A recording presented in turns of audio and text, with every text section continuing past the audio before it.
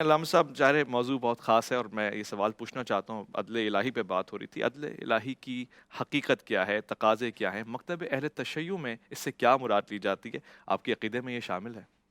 بسم اللہ الرحمن الرحیم۔ بہت عمدہ اور اصلی اساسی موضوعات میں سے ایک عدل کا عنوان ہے۔ عدل کی جب ہم بات کریں گے تو عدل اللہ کی نسبت اور عدل بندوں کا بندوں کے درمیان برپا کرنا اور قائم کرنا ہے۔ تو ہم ظاہر ہے مطلق عدل کی اوپر گفتگو ہے۔ فقہ جعفریہ میں تعلیمات اہل بیت کی روشنی میں فقہا اور علماء علم کلام نے جو اصول دین ہمیں مرتب کر کے دیے ہیں، ان میں پہلا اصل اصول توحید ہے، اور دوسرا عدل الہی ہے، تیسرا نبوت ہے، چوتھا امامت ہے، اور پانچواں قیامت ہے۔ اچھا، یقیناً اصول دین یوں تو سارے اصولوں کا ایک اصل ہے، وہ ہے توحید۔ یعنی اگر بحث توحید سے نہ ہو فرضاً تو پھر عدل کی کیا بحث ہونی ہے، پھر نبوت کی بے کیا شک، بحث ہونی ہے، پھر امامت اور پھر قیامت کی۔ تو اصل اصول تو توحید ہے، بے شک، اللہ کی وحدانیت۔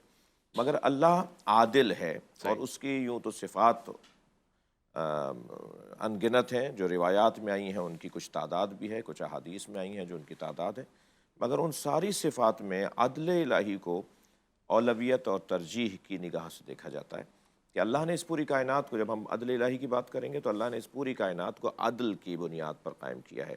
تعدیل ہے اس کے اندر، اس میں توازن ہے، اس میں میزان ہے، اس میں تمام چیزوں کو اس نے اس کی جگہ پر رکھا ہے۔ لہٰذا جو عدل کی تعریف کی گئی ہے وہ یہی کی گئی ہے کہ وضع الشیء علی محلہ، جی، ہر شے کو جب اسی کی جگہ پہ رکھ دیا جائے تو یہ عدل ہے۔ مثلاً جوتے پیر میں رکھنے کی چیز ہے، امامہ سر پہ رکھنے کی چیز ہے، تو اگر اس کو تبدیل کر دیا جائے گا تو یہ عدل کے خلاف ہوگا، جس کو ظلم کہا جاتا ہے۔ صحیح، تو عدل کی جو ضد بیان ہوئی ہے علم کلام کے اندر، وہ عدل بے مخالف ہے ظلم، ٹھیک ہے، ظلم کے مخالف عدل، اور عدل کے مقابل میں ظلم۔ عدل الہی کے اوپر جب ہم بات کریں گے تو پھر ہمارے پاس آیات سب سے پہلے قرآن مجید کے اندر، پھر احادیث ہمارے پاس موجود ہیں۔ پروردگار عالم نے بہت ہی واضح طور پہ ان اللہ لا یظلم احدا، اللہ کسی ظلم نہیں، پر ظلم نہیں کرتا۔ تو عدل کی بحث کے ٹھیک اندر یہ آیات آئیں گی۔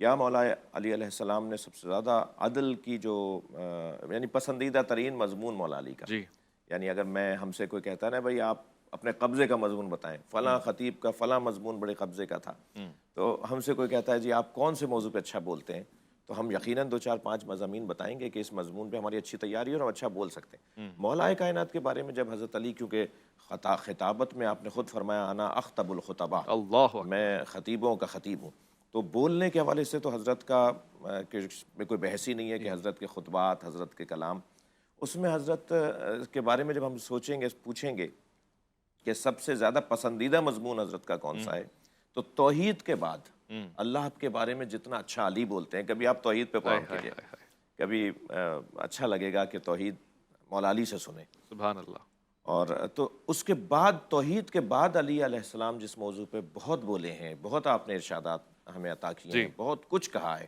وہ عدل ہے۔ سبحان اللہ، تو آپ عدل کے بارے میں جب مولا علی علیہ السلام کے لیے کے بارگاہ میں ہم جائیں گے تو حضرت فرماتے ہیں کہ ان العدل میزان اللہ، مولا کی تعبیر کہ عدل اللہ کا ترازو ہے، الذی وضعہ فی الخلق، جو اس نے مخلوق میں رکھ دیا ہے، یہ مولا کی تعبیر۔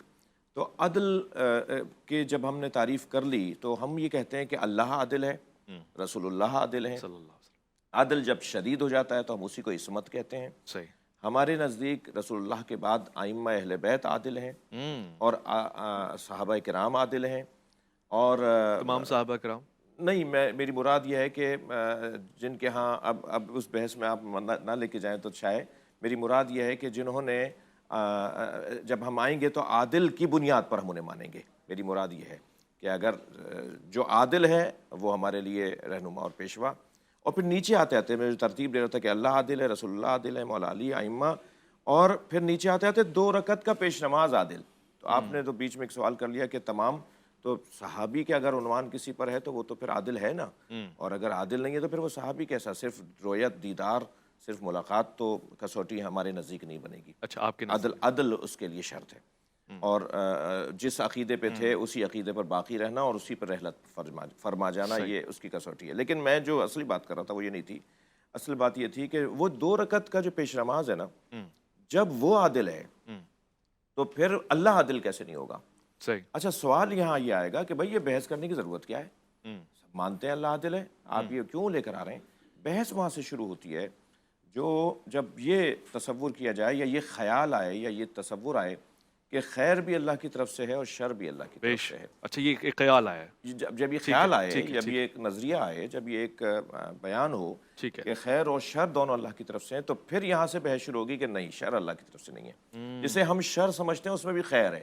مثلا سانپ ذاتاً اس کے اندر زہر ہے، مثلا بچھو کا کام ڈسنا ہے، مگر ہم اس کو شر کہیں گے؟ یہ شر نہیں ہے، یہ خیر ہے۔ یہ نہیں ہو تو زمین کی گیسز، زمین کے اندر سے نکلنے والا زہر کون کنٹرول کرے گا؟ وہ ہم کیسے لے سکیں گے اپنے پر، اور ہم کیسے زندہ رہ پائیں گے؟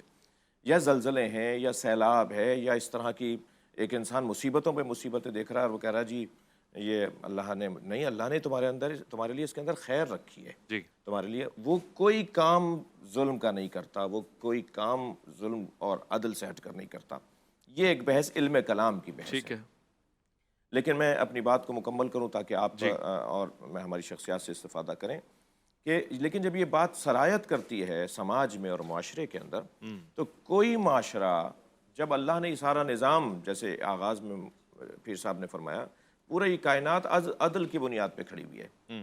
یہ آج اگر بعض چیزوں میں ہم مصیبتوں کا سامنا ہے زلزلوں کے حوالے سے، تو اللہ نے پہاڑوں کو زمین کے لیے میخ کے طور پر بنایا تھا، اوتاد میخ کے طور پر بنایا تھا۔ جب آپ پہاڑوں کو کاٹ دیں گے، جب آپ توازن زمین کا بگاڑ دیں گے، تو بہت ساری مصیبتیں آپ کے لیے آئیں گی۔ وہ بھی اللہ نہیں کر رہا، تم کر رہے ہو، صحیح، تم کر رہے ہو۔ آج اگر یہ مثال آ رہی ہے کہ 7 لوگ راشن لیتے ہوئے جان سے جا رہے ہیں، تو اللہ پہ نہیں ڈالنا یہ بات، یہ حکمرانوں پہ ڈالنا، یہ انتظامیہ پہ ڈالنا، ذمہ داروں پہ ڈالنا۔ اللہ نے ایسا نہیں کیا ہے۔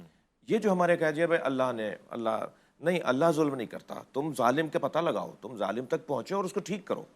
ورنہ اگر آپ کسی کو قتل ہوتا ہوا دیکھیں اور کہیں جی اللہ، تو یہ کربلا میں بھی مثلا بات وہاں تک چلی جائے گی کہ اللہ نے کروایا ہے، فلاں کام اللہ نے کروایا۔ یہ کچھ بادشاہوں نے، کچھ حکمرانوں نے اس عقیدے کو عوام میں زیادہ پھیلایا تاکہ اپنی برائیاں بھی معاذ اللہ پہ ڈال دیں، اللہ اکبر، اپنا ظلم و زیادتی بھی اللہ پہ ڈال دیں۔